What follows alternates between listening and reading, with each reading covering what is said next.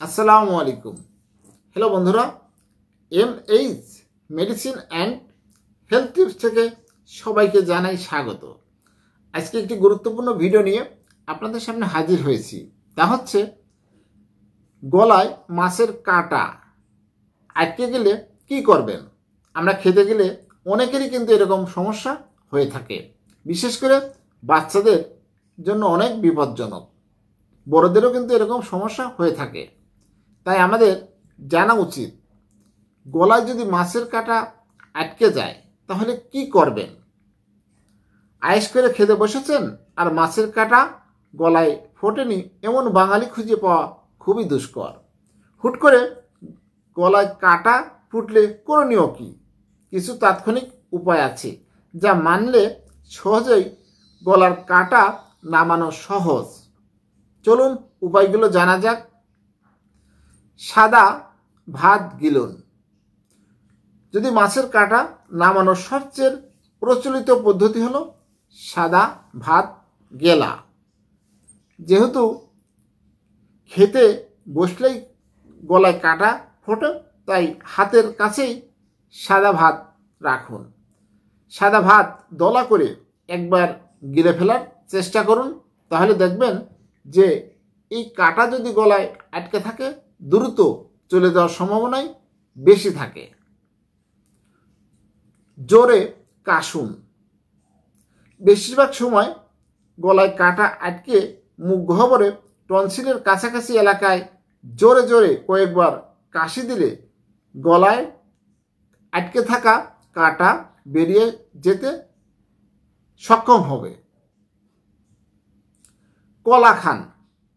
কলা একটি পিচ্ছিল, ফলে গলায় ফুটে থাকা কাঁটা গিলতে এটা বেশ উপকারী।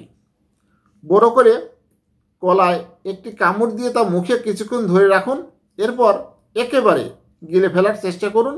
এতে কলার সঙ্গে কাঁটা একসঙ্গে নেমে যাওয়ার সম্ভাবনা বেশি থাকে।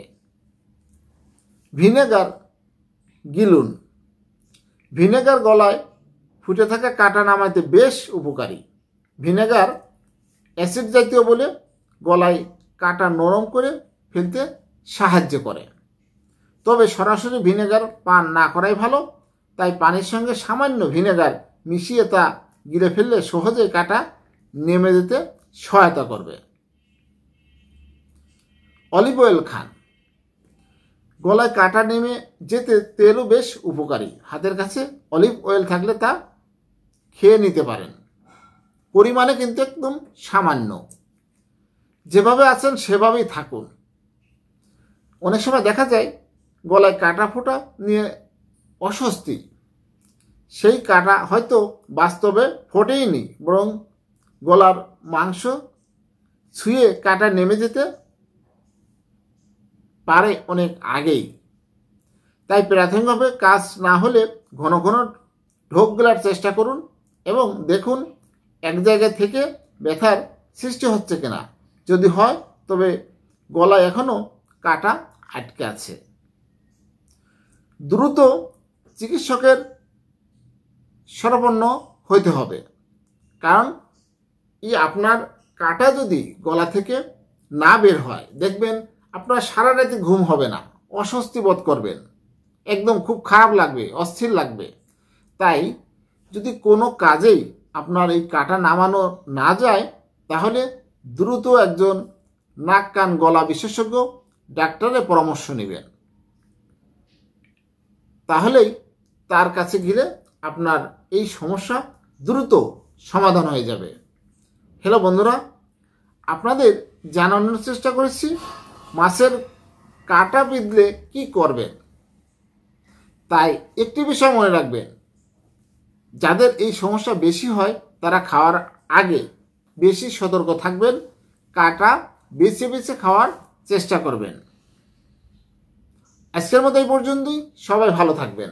আমার এই ভিডিওটি যদি ভালো লাগে চ্যানেলটি সাবস্ক্রাইব করে রাখুন, লাইক কমেন্ট শেয়ার করুন। সবাই সুস্থ থাকুন।